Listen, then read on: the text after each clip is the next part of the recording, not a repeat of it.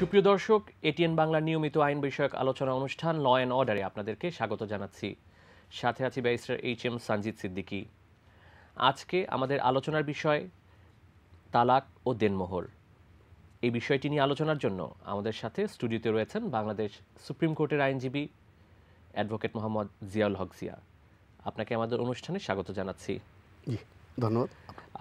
আজকে আমাদের আলোচনার বিষয় মূলত হচ্ছে ইসলামিক আইনে তালাক ও দেনমোহর। তালাককে কিভাবে ইসলামে সংজ্ঞায়িত করা হয়েছে এবং তালাক প্রদানের পূর্বে কি কি পদ্ধতি অবলম্বন করতে হয়? জি, আলহামদুলিল্লাহ, অত্যন্ত সুন্দর একটি প্রশ্ন। আল্লাহ সুবহানাহু ওয়া তাআলা বলেন, আমি এই পৃথিবীতে যত কিছু সৌন্দর্য আছে তার মধ্যে সবচেয়ে শ্রেষ্ঠ এবং সৌন্দর্যতম তোমাদের পক্ষ থেকে তোমাদের মধ্যে তোমাদের সঙ্গিনী সৃষ্টি করা হয়েছে, যাতে তোমরা সুখ স্বাচ্ছন্দ্যে থাকতে পারো। অর্থাৎ একজন স্ত্রী এই পৃথিবীর জান্নাত। জি। এখন এই দাম্পত্য জীবনে যদি কোনো মনোমালিন্য হয়ে যায় আর যদি কোনো ক্রমেই তাদেরকে একত্রিত করা সম্ভব না হয়, সেই ক্ষেত্রে তালাকটাকে হালাল করা হয়েছে। ইসলাম এইভাবেই তালাককে সংজ্ঞায়িত করে। ইভেন হাদিসে আসছে তালাক দেওয়া জায়েজ, কোরআনেও আসছে, হাদিসেও আসছে জায়েজ। তবে সবচেয়ে নিকৃষ্টতম হালাল হলো তালাক। জি। সবচেয়ে নিকৃষ্টতম হালাল হলো দুটি বস্তু, একটি হলো ভিক্ষাবৃত্তি, অপরটি হলো তালাক। এই দুটির মধ্যে যদি আমরা কম্পেয়ার করি তাহলে সবচেয়ে নিকৃষ্টতম হলো তালাক। আবগাদু হালালি ইল্লাল্লাহু তালাক, সবচেয়ে নিকৃষ্টতম হালাল। জি। তালাক শব্দের আবিধানিক অর্থ ছেড়ে দেওয়া, বিচ্ছিন্ন করা, পরিহার করা, যেটি ইংরেজিতে আমরা ডিভোর্স বলে যে থাকি। ডিভোর্স বলি। জি। মুসলিম আইন অনুযায়ী তালাক কয় ধরনের হয়ে থাকে? জি, সাধারণত মুসলিম আইন অনুযায়ী তালাককে দুভাগে ভাগ করা হয়েছে। একটি হলো তালাকুল বিদা, আবার তালাকুল সুন্নাহ। আবার তালাকুল সুন্নাহকে দুভাগে ভাগ করা হয়েছে, তালাকুল আহসান, তালাকুল হাসান। একটা হলো অতি উত্তম, আর একটা হলো নিয়মতান্ত্রিক। দুটি পন্থায় রাখা হয়েছে। যে একটি হলো, তবে তালাকের ক্ষেত্রে সদা সর্বত্র মিন্স বা তুহর এটাকে কাউন্ট করতে হবে। এই মিন্স বা তুহরের জন্য মহাগ্রন্থ আল কোরআনে অনেকগুলো ছোরা আসছে। যেমন সূরা তালাকের প্রথম যে আয়াতটা, সেই তুহর সম্পর্কে বলা আছে। সূরা বাকারার অনেক আয়াত আসছে মিন্স বা তুহর সম্পর্কে খেয়াল রাখতে হবে। এই মিন্স এবং তুহরের উপর সুন্নাহকে দুটি ভাগে ভাগ করেছে, তালাকুল আহসান এবং তালাকুল হাসান। এবং বিধাত, এটা সম্পূর্ণ বিধাত, কোরআন এবং সুন্নাহর পরিপন্থী। যেটা কোরআন এবং সুন্নাহর পরিপন্থী সেটা হলো বিধাত। জি। জি। বাংলাদেশের বিদ্যমান মুসলিম রেজিস্ট্রেশন ও তালাক আইনে তালাকের একটি প্রক্রিয়ার কথা বলা হয়েছে। এই প্রক্রিয়াটি সম্পর্কে আপনার কাছে জানতে চাচ্ছিলাম। যে তালাকের প্রক্রিয়াটা হলো, বাংলাদেশের প্রেক্ষাপটে যদি স্বামী এবং স্ত্রীকে তালাক দিতে হয়, তালাকটা হলো শেষ অবলম্বন। তাহলে সেই ক্ষেত্রে আমাদের যে গ্রামে যদি ইউনিয়ন কাউন্সিল থাকে বা ইউনিয়ন পরিষদ যেটা, আর আমরা যদি গ্রামে বসবাস না করে শহরে বসবাস করি, তাহলে হবে সিটি কর্পোরেশন বা পৌরসভা। তাহলে তাদের যে অভিভাবক আছে, এই দুটি সেক্টরের যে অভিভাবক আছে, গ্রামের চেয়ারম্যান থাকে, তাকে ইনফর্ম করতে হবে। এবং সেটা যদি গ্রাম না হয়ে শহর হয়, তাহলে শহরে যে সিটি কর্পোরেশনের কর্ণধার আছেন তাকে ইনফর্ম করতে হবে। ইনফর্ম করতে হবে উইথিন 90 ডেজের মধ্যে, 90 দিন এর একটা সময়ের মধ্যে জানতে হবে। আপনি বলছেন যে ইনফর্ম করতে হবে, এই ইনফরমেশনটা কিভাবে প্রদান করা হবে? ইনফর্মটা সাধারণত লিগালি নোটিশের মাধ্যমে প্রদান করতে হয়। সাধারণত এই বিধানটা আসছে সূরা নিসার আয়াত 35তম আয়াত থেকে। এটা আসে এইভাবে, ওয়াইন খিফতুম শিকাকা বাইনিহিমা ফাবা ওয়াইন খিফতুম শিকাকা বাইনিহিমা। এখানে বলা হচ্ছে তুমি তোমার স্বামীর পরিবার থেকে একজন নিযুক্ত করো এবং স্ত্রীর পরিবার থেকে একজন সালিসদার নিযুক্ত করো। পরবর্তীতে আইন, রাষ্ট্রীয় আইন, এই জিনিসটাকে রাষ্ট্রের আইন হিসেবে আখ্যায়িত করেছেন যে এই জিনিসটা যত্রতত্রভাবে না দিয়ে চেয়ারম্যান অথবা পৌর যে অভিভাবক আছে তাদের উপর এই দায়িত্ব দেওয়া হয়েছে। 90 দিনের মধ্যে এই কাজটা সমাপ্ত করতে হবে। এই নোটিশটি কি শুধু পৌর মেয়র বা ইউনিয়ন পরিষদের চেয়ারম্যান বরাবর প্রেরণ করতে হবে, নাকি যে স্ত্রীকে আমি তালাক দিচ্ছি তার বরাবর নোটিশটি প্রেরণ জি করতে জি হবে? অবশ্যই নোটিশ প্রেরণ। আমি তো তাকে তালাক দিচ্ছি, তাকে তো ইনফর্ম করতে হবে জি। যে আমি তাকে ডিভোর্স দিচ্ছি, ডিভোর্স বা তালাক দিচ্ছি, অবশ্যই তাকে ইনফর্ম করতে হবে। এখানে যিনি পৌরসভার মেয়র বা ইউনিয়ন পরিষদের চেয়ারম্যান রয়েছেন, তালাকের নোটিশটি পাওয়ার পরে তাদের কি দায়িত্ব রয়েছে? তাদের দায়িত্ব হলো তারা একটা কমিটি গঠন করবেন। তারা বেসিক্যালি একটি কমিটি গঠন করবেন। কমিটি গঠন করার পর ওই যে সূরা নিসা আয়াত 35 সে অনুযায়ী স্বামীর পক্ষ থেকে এবং স্ত্রীর পক্ষ থেকে একজন বা দুজন করে লোক ডাকবে এবং তার হ্যাঁ একটা কমিটি গঠন করে দেবে। জি। সালিসি বোর্ড বা তালাকের যে একটা শাখা আছে সেই শাখা থেকে একটা কমিটি গঠন করে দেবে। সেই কমিটি তাদের দুই পক্ষ নিয়ে আলোচনা করবে যে এই সংসারটাকে আবার পুনরায় একত্রিত করা যায় কিনা, বিবাহ বন্ধনে আবদ্ধ করা যায় কিনা। তাহলে চেয়ারম্যানের দায়িত্ব হচ্ছে যে উভয় পক্ষকে নোটিশ দিয়ে একটি সালিশের মাধ্যমে উভয় পক্ষকে আবার একত্রিত করা যায় কিনা এই সম্ভাব্যতা নিশ্চিত করা। আপনি যেটা বলছেন যে স্বামী স্ত্রীকে তালাক দিতে পারে, আর স্ত্রী কি কখনো স্বামীকে তালাক দেওয়ার বিধান আইনে রয়েছে? জি, অত্যন্ত গুরুত্বপূর্ণ একটি প্রশ্ন। যে আমরা স্বাভাবিক পর্যায়ে আমরা যখন তালাকটা দিই, তালাকটা সাধারণত আমরা স্বামীরাই দিয়ে থাকি। জি। আর এটা সাধারণত কোরআনে সূরা নিসা 34তম আয়াত আসে, আর রিজালু কাওয়ামুনা আলান নিসাই বিমা ফাদাল্লাহু বা'দা। এখানে বলা হয়েছে পুরুষ নারীর কর্তা। জি। এই জন্য তালাকের ক্ষেত্রেও পুরুষকেই অগ্রাধিকার দেওয়া হয়েছে। কিন্তু আল্লাহ সুবহানাহু ওয়া তাআলা পবিত্র কোরআনে সূরা বাকারার 232তম আয়াতে নারী এবং পুরুষকে সমতায় কথা বলেছেন। নারীর অধিকার যতটুকু, পুরুষের অধিকারও ততটুকু। এবং পুরুষ যেভাবে নারীকে তালাক দিতে পারে, অনুরূপভাবে কিছু ক্ষমতা আল্লাহ সুবহানাহু ওয়া তাআলা দিয়েছেন। সেটা সূরা বাকারা 229তম আয়াতে বলা আছে। সংক্ষিপ্তভাবে কোন কোন ক্ষেত্রে স্ত্রী তার স্বামীকে তালাক দিতে পারবে এটি একটু জানতে চাচ্ছি। স্ত্রী স্বামীকে তালাক দিতে পারে সেটা হলো খোলার মাধ্যমে। দুজনে আপোষ করবে, আপোষের মাধ্যমে বলবে যে আমার এই প্রবলেমগুলো আছে, তোমার সাথে আমার ঘর করা কোনো পক্ষে সম্ভব নয়। খোলার মাধ্যমে স্ত্রী তালাক নিয়ে নেবে। স্ত্রী যে স্বামীকে তালাক দিতে পারবে এটির বিষয় কি কাবিননামায় সুস্পষ্টভাবে তাকে অনুমতি দিয়ে রাখতে হবে? জি জি সেটা অনুমতি দিয়ে রাখতে হবে।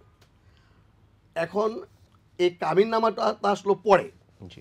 এর পূর্বেই তো কোরআনের আয়াত নাজিল হয়েছে। কোরআনে সুস্পষ্টভাবে বলেই দেওয়া আছে, নারীর অধিকারের কথা বলেই দেওয়া আছে। কিন্তু সেই ক্ষেত্রে সূরা বাকারার 229তম আয়াত সুস্পষ্টভাবে বলা আছে। ইভেন তারপরে রাষ্ট্রীয় আইনের কথা বলা আছে। ইভেন স্ত্রী যদি স্বামীকে তালাক দেয় তবে তাহলে বিনিময় হিসেবে কোনো কিছু স্বামীকে দিয়ে দিতে হবে, প্রদান করতে হবে। আমরা অনেক ক্ষেত্রে দেখে থাকি যে তালাকের নোটিশ প্রেরণের পরে স্বামী স্ত্রী আবার উভয় পক্ষ মিলে চিন্তা করে যে তারা একত্রে বসবাস করবে। সেক্ষেত্রে কি নোটিশটি প্রত্যাহারের কোনো সুযোগ রয়েছে আইনে? আসলে তালাকটা ইসলামী আইনের প্রায় 500-র মতো বিধিবিধান আছে। এর মধ্যে তালাকটা হলো একটু ক্রিটিক্যাল টাইপের। তালাকটার একটা রেস্ট্রিক্টেড টাইম থাকে, একটা লিমিটেশন বার থাকে যে এর মধ্যে কোনো কিছু করা যাবে বা যাবে না, এরকম একটা রেস্ট্রিক্ট থাকে। কেউ যদি তালাক দেয়, তালাক সূরা বাকারায় বলা আছে 229তম আয়াতে, আর তালাকু মারওয়াতান, তালাক একবার দেওয়ার পরে আরও একবার তালাক দেবে। সেটা তার ইদ্যত পিরিয়ডের প্রতি লক্ষ্য রেখে। যদি এইভাবে ইদ্যত পিরিয়ড কাউন্ট করে তাহলে দেখা যায় তার পিরিয়ডটা 90 দিন। 90 দিনের মধ্যে তাহারা স্বামী এবং স্ত্রী চাইলে পুনরায় ফিরে আসতে পারে, স্বামী স্ত্রী হিসেবে বসবাস করতে পারবে। বসবাস করতে পারে। তবে তাদেরকে তওবা করতে হবে যে আমরা এই ধরনের কাজ আর করবো না।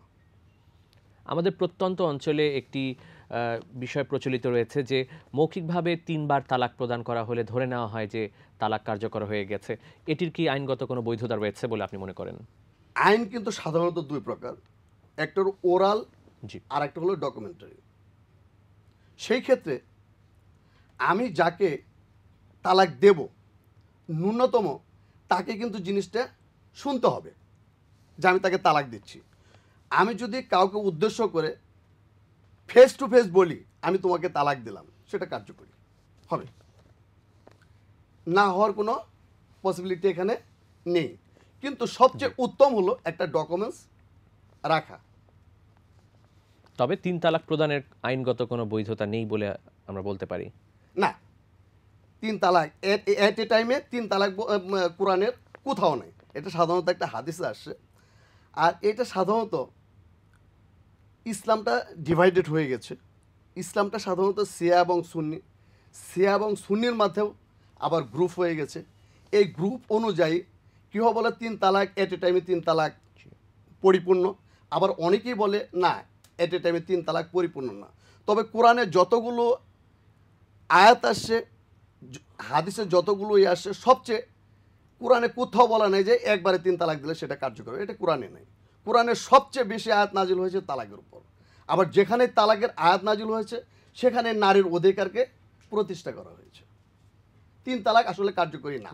স্ত্রী যদি গর্ভবতী অবস্থায় থাকে সেক্ষেত্রে কি তালাক প্রদানের সুযোগ রয়েছে? স্ত্রী যদি গর্ভবতী থাকে তাহলে সেই ক্ষেত্রে আমাদের দেখতে হবে কোরআন কি বলে। মহাগ্রন্থ আল কোরআনের সূরা তালাক আয়াত 4 এখানে সুস্পষ্টভাবে বলা আছে স্ত্রী যদি গর্ভবতী থাকে তাহলে সেই তালাক কার্যকর হবে বাচ্চা প্রসব পর্যন্ত। কোনো স্বামী যদি গর্ভাবস্থায় তার স্ত্রীকে তালাক দেয়, কিন্তু সেই তালাক কার্যকর হবে বাচ্চা প্রসব হওয়ার সাথে সাথে, এই তালাকটা কার্যকর হবে। তালাকপ্রাপ্ত স্ত্রীর স্বামীর সম্পত্তিতে বিদ্যমান অনুযায়ী কি কি অধিকার রয়েছে? আসলে তালাকের সাথে দেনমোহরের একটা সম্পর্ক আছে। জি, ওতপ্রোতভাবে জড়িত।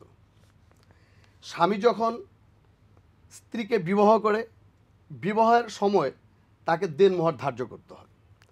দেনমোহরটা মানে গিভ অ্যান্ড টেক। একটা স্ত্রীর জন্য অনার, স্ত্রীর জন্য এটা সম্মান। ইভেন কোরআনে আসছে তাকে দেনমোহর দিতে হবে। সে স্বামী যদি স্ত্রীকে তালাক দেয় তার দেনমোহরের টাকা অবশ্যই পরিশোধ করতে হবে, জি, কোনো রকমভাবে কার্পণ্য করা যাবে। ইভেন একজন স্ত্রী যদি বলে তুমি যতক্ষণ পর্যন্ত আমার দেনমোহর পরিশোধ না করবে ততক্ষণ তুমি আমাকে টাচ করতে পারবে না, এটাও আইন। তালাক দেওয়ার সাথে আসলে দেনমোহরের কোনো সম্পর্ক নেই, গিভ অ্যান্ড টেক। সে আমাকে দেনমোহর দেবে, আমি তার ইদ্যত দেব। সে আমার দেনমোহর দেবে না, আমি তার ইদ্যত দেব না। এটা নারীর অধিকার। জি। দ্বিধায় এটা আমরা বলতে পারি তালাকের সময়, তালাকের পর একজন নারীর যে অধিকার থাকে দেনমোহরের অংশটা আদায় করে নেওয়া। তালাকপ্রাপ্ত স্ত্রীর খোরপোশ বা মেনটেনেন্স পাবার কি অধিকার রয়েছে আইনে? আইনে আছে 1985 সালে সেপারেট নারীদের জন্য আইন হয়ে গেছে। স্বামী যদি খরপোশ বা তার যে ভরণ পোষণ আছে সেই জিনিসগুলো তালাকে দেওয়ার সাথে সাথে সেগুলো পে করবে। আর যদি পে না করে আইন আদালতে সে স্বামীর বিরুদ্ধে মোকদ্দমা, পারিবারিক মোকদ্দমার মধ্যে বিজ্ঞ আদালত সেই জিনিসগুলো আদায় করে দেবে। দেনমোহরের গুরুত্ব সম্পর্কে বললেন। যদি স্বামী নিজে থেকে দেনমোহর প্রদান না করে থাকে সেক্ষেত্রে স্ত্রী কোন আদালতে দেনমোহরের জন্য মামলা দায়ের করতে পারবে? দিনমোহরের জন্য 1985 সালে আদালতগুলোকে নির্ধারণ করে দিয়েছে জি। পারিবারিক আদালত। স্ত্রী পারিবারিক আদালতে গিয়ে স্বামীর বিরুদ্ধে মোকদ্দমা দায়ের করবে এবং মোকদ্দমায় সেই ব্যাপারে বিধি ব্যবস্থা করে দিবে। পারিবারিক আদালতে আপনি যে দেনমোহরের মামলাটির কথা বললেন, এই দেনমোহরের মামলাটির বিচার প্রক্রিয়া সম্পর্কে জানতে চাচ্ছি। আসলে একটা মামলা যখন রুজু করা হয়, জি, রুজুর পরে সেখানে নোটিশ দেওয়া থাকে। নোটিশের পর বাদী এবং বিবাদীকে ডাকা হবে। বিবাদী তার আত্মপক্ষ সমর্থন করবে। জি, আত্মপক্ষ সমর্থন করার পরে তার যে অভিযোগগুলো আছে সে রিটেন স্টেটমেন্ট দেবে। রিটেন স্টেটমেন্ট দেওয়ার পরে লিখিত জবাব যেটি আমরা লিখিত বলে থাকি। জবাব যেটা, সেই লিখিত জবাব দেবে। লিখিত যাওয়ার পরে দুই পক্ষের এটা আর্গুমেন্ট হবে। আর্গুমেন্ট হওয়ার পরে বিজ্ঞ আদালত একটা রায় ঘোষণা করবেন। যদি দেনমোহরের যে বিষয়টি, যদি স্বামী যদি আর্থিকভাবে অসচ্ছল হয়ে থাকেন যার কারণে উনি দেনমোহরের টাকা পরিশোধ করতে পারছেন না, এক্ষেত্রে আইনে কি বলা হয়েছে? আসলে দিনমোহর আর্থিক সঙ্গতির সাথে সম্পৃক্ত নয়। দেনমোহর এমন একটা জিনিস, এটা কোরআনে দেনমোহরের জন্য অনেকগুলো আয়াত আসছে। জি সূরা নিসা আয়াত ৪, সূরা নিসা আয়াত ১৯, সূরা নিসা আয়াত ২০, সূরা নিসা আয়াত ২৪, সূরা নিসা আয়াত ২৫, ইভেন সূরা বাকারা আয়াত ২৩৬, সূরা বাকারা আয়াত ২৩৭, সূরা আহজাব আয়াত ৪৯। শুধু এই আয়াতগুলো আসে দেনমোহরের উপর। এই দেনমোহর সম্পর্কে সূরা নিসায় বলা আছে, তোমরা তোমাদের স্ত্রীদেরকে দেনমোহর দাও।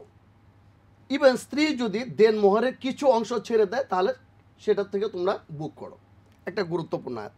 এরপরে সূরা বাকারা বলা হয়েছে 236তম আয়াতে বিবাহ করা হয়েছে, স্পর্শ করা হয় নাই, ইভেন দেনমোহর ধার্য করা হয় নাই। সেই ক্ষেত্রে যদি স্ত্রী তালাক দেয় তাহলে দেনমোহর দিতে হবে না। কিন্তু তার পরবর্তী আয়াতে 237তম আয়াতে বলা হয়েছে যদি দেনমোহর ধার্য করা হয়, স্পর্শ করা হয়নি, সেই ক্ষেত্রে অর্ধেক দিতে হবে। এটা কোরআনের বিধান যে অর্ধেক দিতে হবে। এখানে বলা হয় নাই যে আমি অসহায়, আমি দরিদ্র, আমি পারবো না। জি এরকম তবে ধরনের বাস্তব প্রেক্ষাপটে আমরা অনেক ক্ষেত্রে দেখে থাকি যে স্বামী আর্থিক অভাবের কারণে দেনমোহরটি পরিশোধ করতে পারছে না, সেক্ষেত্রে স্বামীর কি করণীয় বলে আপনি মনে করেন? তবে হ্যাঁ, এই ক্ষেত্রে দেনমোহর কিন্তু সাধারণত এটাকে দুই ভাগে ভাগ করা যায়। একটি হলো নগদে, আরেকটি হলো পরবর্তী পরিশোধের জন্য। জি স্বামীর যদি মন মস্তিষ্ক ভালো থাকে, সে আমি এই দেনমোহরের টাকাটা দেবো, সেটা কিন্তু একটা ঋণ। জি এই ঋণটা আমি পরিশোধ করব, তাহলে তার এই ইচ্ছা শক্তিটুকুই যথেষ্ট। সে এমন না যে ভিক্ষুক। একটা ভিক্ষুকের একটা আর্ন থাকে, সে হয়তো যে আর্ন করে তার ওয়াইফের সাথে কথা বলবে, আমি তোমাকে তোমার যে 50,000 টাকা দেনমোহর আছে, আমি তাকে প্রত্যেক মাসে তোমাকে 500 করে টাকা দেবো। এটা একটা ঋণ, টোটালি ঋণ। যেমন এরা মুসলিম ফারায়েজে আছে, একজন ব্যক্তি যখন মৃত্যুবরণ করবে তখন তার 4টি কাজ থাকে। লাশকে দাফন কাফন করাতে হবে, তার ঋণ পরিশোধ করতে হবে। এই ঋণ পরিশোধের মধ্যে এই নারীর যে দেনমোহর আছে সেটা একটা ঋণ, সেই ঋণ পরিশোধ করতে এটা কোনো মাপ নেই। তবে হ্যাঁ, এই ব্যাপারে আমরা আলোচনায় আসতে পারি, স্ত্রী যদি দেনমোহরটা মাপ করে তাহলে স্বামী মাপ পাবে, নচেত নয়। তাকে যেভাবে হোক এটা পরিশোধ করতে হবে। হয়তো এখন সম্ভব নয়, পরবর্তীতে পরিশোধ করবে, কিন্তু সে বলতে পারে আমি দেনমোহর দেবো না। স্ত্রী কর্তৃক যদি স্বামীকে তালাক প্রদান করা হয়, সেক্ষেত্রে কি স্ত্রী দেনমোহর পাবার অধিকার থাকবে? জি, স্ত্রী যদি স্বামীকে তালাক দেয়, সেই ক্ষেত্রে একটি হাদিস আসছে। হাদিসটা হলো আব্দুল্লাহ ইবনে আব্বাস রাদিয়াল্লাহু আনহু থেকে বর্ণিত। সাবেদ ইবনে কায়েস ইবনে সাম্মাসের স্ত্রী রাসূল পাক সাল্লাল্লাহু আলাইহি সাল্লামের কাছে এসে বললেন, হে রাসূল, আমি সাবেতের দিনদারি বা তাকওয়ার জন্য হিংসাত্মক মনোভাব পোষণ করি না, জি কিন্তু তার চরিত্রগত কারণেও আমি তার সাথে একত্রে থাকার নিন্দা করি না, কিন্তু আমি তার সাথে ঘর করতে পারবো না। জি রাসূল পাক সাল্লাল্লাহু আলাইহি সাল্লাম তাকে বলল, তুমি কি তার বাগানটি ফেরত দেবে? সে বলল, হ্যাঁ, আমি আমার বাগানকে ফেরত দেব। সাবেদকে ডেকে বলল, সাবেদ, তুমি তোমার স্ত্রীকে তালাক দিয়ে দাও। এই ক্ষেত্রে স্ত্রী যদি স্বামীকে তালাক দেয়, সেই ক্ষেত্রে দেনমোহরের যে টাকাটা আছে সেই টাকাটা স্বামীকে ফেরত দেবে, দেওয়ার বিধান আছে। সেটা হাদিস আছে, এটা বাকারা। আমার হাদিসটা মেবি 5276তম বুখারীর একটি হাদিস। স্বামী বা স্ত্রী তালাক প্রদান করার পরে তারা কতদিন পরে যে পুনরায় বিবাহে আবদ্ধ হতে পারবেন? পুনরায় বিয়ে করতে পারবে, এটা দুটি ক্যাটাগরির উপর নির্ভর করে। একটি হলো আমরা যারা ম্যাচিউর, যারা বিবাহ করেছি, আর সাধারণত বিবাহের পরে বাচ্চার জিনিসটা চলে আসে। জি একটা নারী যখন ম্যাচিউর হয় তখন তার হায়েজ অথবা মিন্স হয়। হায়েজ অথবা মিন্স অবস্থায় যদি তালাকপ্রাপ্ত হয় তাহলে সূরা বাকারা 228তম আয়াতকে ফলো করতে হবে। সেখানে বলা আছে সালাসাতা কুরু, অর্থাৎ 3 কুরু পর্যন্ত তাকে অপেক্ষা করতে হবে। সেখানে মাস বলতে কোনো শব্দ নেই। আবার এই আয়াতটা আসছে সূরা তালাকের 4তম আয়াত আসছে, যদি তার বয়প্রাপ্ত হয়, জি যদি হায়েজ বা মিন্স না আসে, ইভেন মেয়েটা যদি ইমেচিউর হয়, যদি এই সম্পর্কে তার যদি কোনো কিছু না থাকে, তবে সেই ক্ষেত্রে 90 ডেজ, জি 90 দিন। তাহলে এখানে এটি কি তালাকের নোটিশ প্রেরণ করবার পর 90 দিন, নাকি তালাক কার্যকর হবার পর থেকে 90 দিনের মধ্যে? আমি যখন থেকে তালাকটা, এটা আসলেই গুরুত্বপূর্ণ জিনিস, যে আমি যখন থেকে তালাক দিয়েছি সেখান থেকে কার্যকরী হবে। কিন্তু আমি তালাক দেওয়ার পরে সে আমার এই তালাকের জিনিসটা আমার স্ত্রীটা জানলো না, জি জানারও একটা দরকার। জি এটা আমরা ধরেই নিব যখন থেকে জানলো। জি যখন থেকে নোটিশটা প্রেরণ করা হলো তার 90 দিন পরে যে জি, এটি কার্যকর হচ্ছে, কার্যকরী হবে। তারপরে উনি চাইলে পুনরায় বিবাহ আবদ্ধ হতে পারবেন। 90 দিন যদি চলে যায়, যদি সূরা বাকারার 228তম আয়াত অনুলিপি 3টা কুরু যদি চলে যায়, 3টা মিস, ফার্স্ট, সেকেন্ড, থার্ড যদি চলে যায়, ওই স্ত্রী আর স্বামী তারা বিবাহ বন্ধনে আবদ্ধ হতে পারবে না। জি কোরআনের কথা। এরপরে সূরা নিসা 230তম আয়াত আসবে।